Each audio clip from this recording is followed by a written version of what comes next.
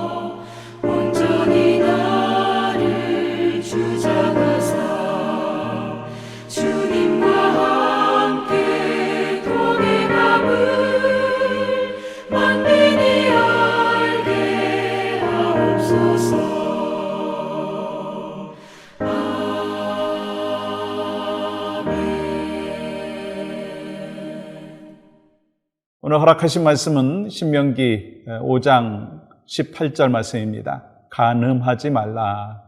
간음하지 말라. 십계명의 7번째 계명은 간음하지 말라입니다. 그러면 간음이라고 하는 단어의 원어 히브리어는 나하브입니다. 그 나하브라고 하는 것은 어떤 의미가 있느냐면 결혼 밖에서 이루어지는 모든 육체적인 관계를 이야기하는 것이죠. 즉 결혼 전에 이루어지는 성관계 그리고 결혼 이후에 배우자 이외의 사람과 관계되어지는 그 관계가 바로 간음이라고 하는 것입니다.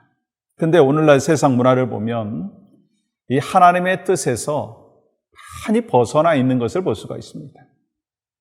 이 세상은 이 악한 마귀의 사탄의 유혹에 넘어감으로 인하여서 하나님의 뜻에서 많이 멀어져 있는, 그래서 이 간음이라고 하는 것, 성이라고 하는 것에 대하여 지나치게 미화되어 있는 안타까운 현실들을 볼 수가 있습니다. 그런데 성경은 분명히 우리에게 말씀하시죠. 부부 관계 안에서 관계가 이루어져야 된다라고 하는 것이 이 하나님의 뜻인 것입니다. 그러면 이 간음하지 말라라고 하는 이 계명을 먼저 살펴보기 전에 저희가 먼저 생각해 봐야 되는 것은요, 결혼이란 뭔가라고 하는 것을 개념을 먼저 생각해 봐야 된다는 것입니다. 첫 번째 결혼은요, 하나님의 축복으로 허락하신 관계라고 하는 거예요. 그러니까 결혼은 아름다운 하나님의 작품이면서 또 하나님께서 만드신 아름다운 제도라고 하는 것입니다. 그리고 또 두 번째 결혼이라고 하는 것은요, 결혼을 통해서 이 부부에게 말씀해 주시는 그 메시지가 뭐냐면 예수님과 교회와의 관계를 상징한다라고 하는 것을 말씀하고 있다라고 하는 것이죠. 에베소서 5장의 말씀에 보시면 이 남편과 아내를 향하여 말씀을 쭉 기록을 하시다가 사도 바울은 이 예수님을 믿고 새롭게 되었으면 이렇게 새로운 출발을 하는 사람들인데 새로운 질서를 갖고 살아가야 되는데 그러면서 남편과 아내를 향해서 각각 이 권면의 메시지를 주고 있는 것을 볼 수가 있습니다. 그런데 남편과 아내의 관계를 설명을 하면서 사도 바울은 예수님과 교회의 관계를 설명하고 있다라고 하는 것이죠. 그래서 에베소서 5장 22절부터 25절을 제가 천천히 한번 읽어보겠습니다. 아내들이여 자기 남편에게 복종하기를 주께 하듯 하라. 이는 남편이 아내의 머리됨이 그리스도께서 교회의 머리됨과 같음이니 그가 바로 몸의 구주시니라. 그러므로 교회가 그리스도에게 하듯 아내들도 범사에 자기 남편에게 복종할지니라.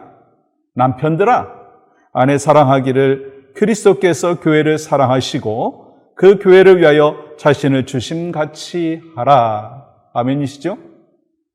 그리고 이어지는 이 에베소서 5장 31절 또 32절은 이렇게 말씀하십니다. 그러므로 사람이 부모를 떠나 그의 아내와 합하여 그들이 그 둘이 한 육체가 될지니 이 비밀이 크도다.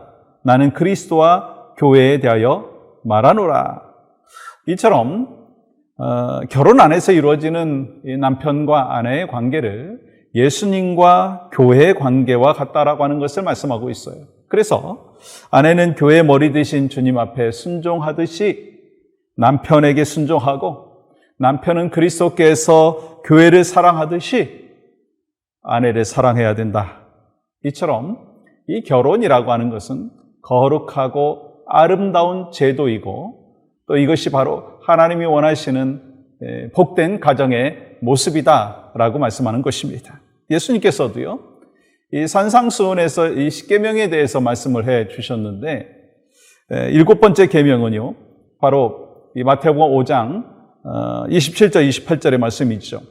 또 간음하지 말라 하였다는 것을 너희가 들었으나 나는 너희에게 이르노니 음욕을 품고 여자를 보는 자마다 마음에 이미 간음하였느니라. 그러니까 지금 무슨 얘기를 하는 거예요?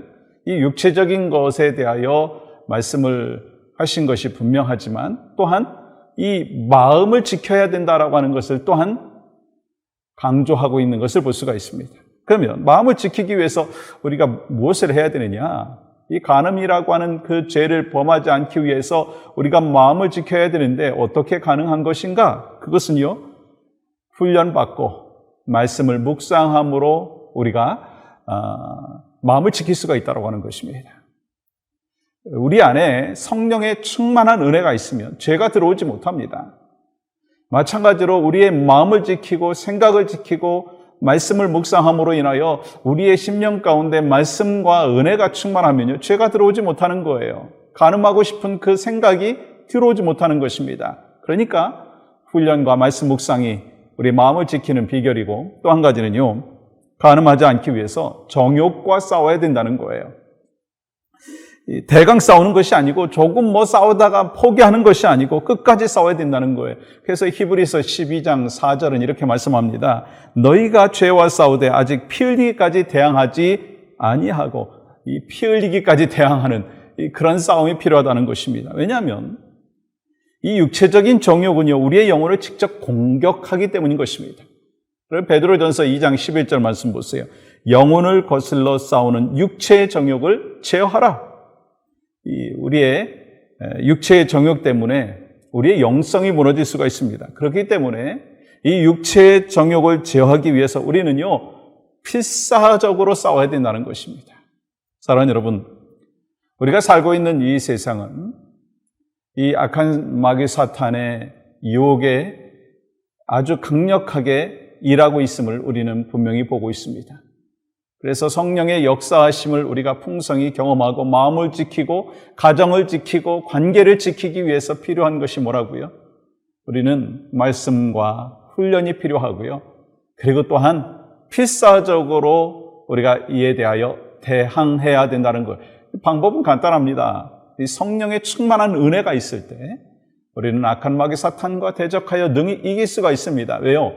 나 혼자는 하지 못하지만 성령께서 나와 동행하시고 성령님의 능력을 힘입었을 때 우리는 어떠한 유혹과 어떠한 악한 마귀 사탄의 유혹에도 대항해도 우리는 능히 싸워서 이길 수가 있다라고 하는 것입니다. 오늘도 마음을 지키기를 원합니다. 주님께서 나에게 주신 그 복된 일생 속에서 하나님이 주신 그 마음을 지키기를 원합니다. 필사적으로 싸우고 이를 통해서 우리 안에 참된 평안과 또 주님이 원하시는 복된 삶의 역사가 있기를 간절히 소망합니다. 오늘 우리가 같이 이 마음을 지키면서 기도해야 될 사명이 있습니다.